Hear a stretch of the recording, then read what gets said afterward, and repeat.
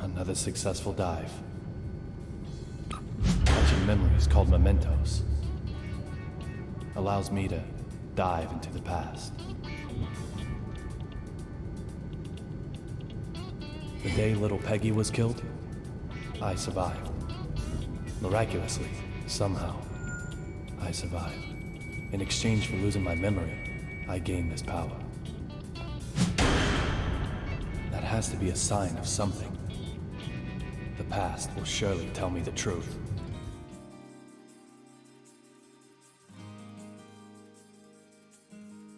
Hello everyone, welcome. This is Ivy, and thank you for clicking on this video as I would like to tell you about a video game I had recently played called D4 Dark Dreams Don't Die.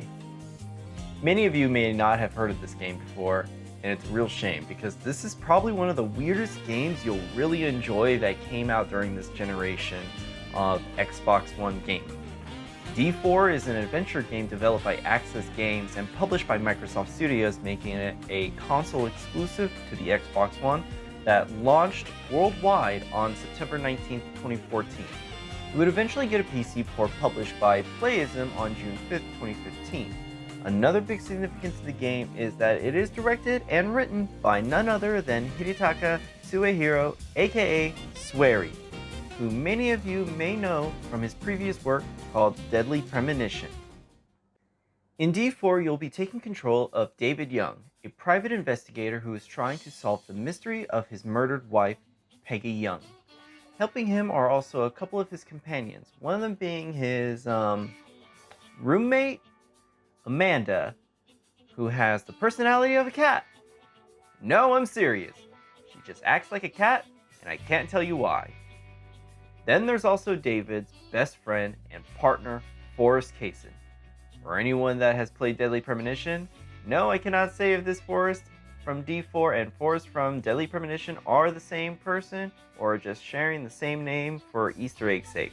David also has one other thing to help him on his investigation, an ability that allows him to travel into the past when holding certain items.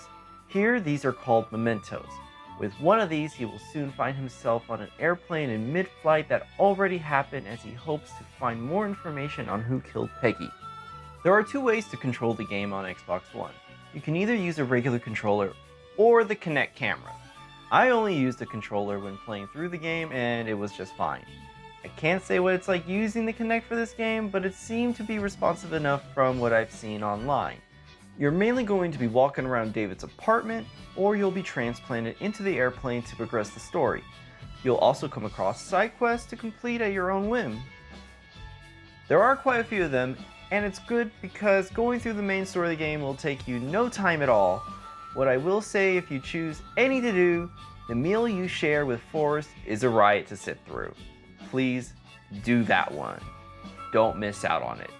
You also need to keep an eye on your health, stamina, and vision meters. These can all be refilled with items you come across or buy. Swery really likes to reinforce the importance of eating to keep your character energized.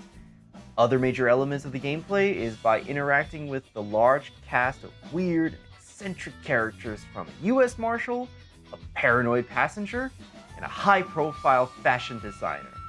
These are some of the best points in the game because of how fun it is to interact with them and just to see where the conversation goes. Other major gameplay portion is done with QuickTime events. Yes, I know QTEs aren't exactly a new, riveting gameplay mechanic. While many games have implemented them since their debut in much older games like Shenmue, it's important to recognize when a game does it right.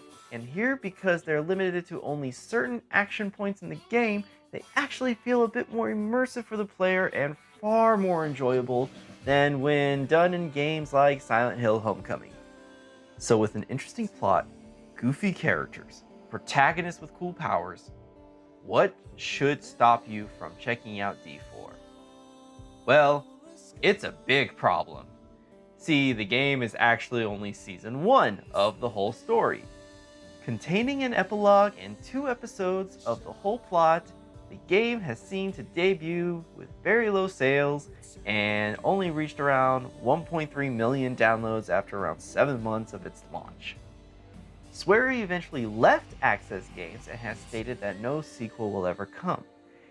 It's a real shame, not only because of the major cliffhanger the game ends on, but the game is really just something that deserved more attention on its release.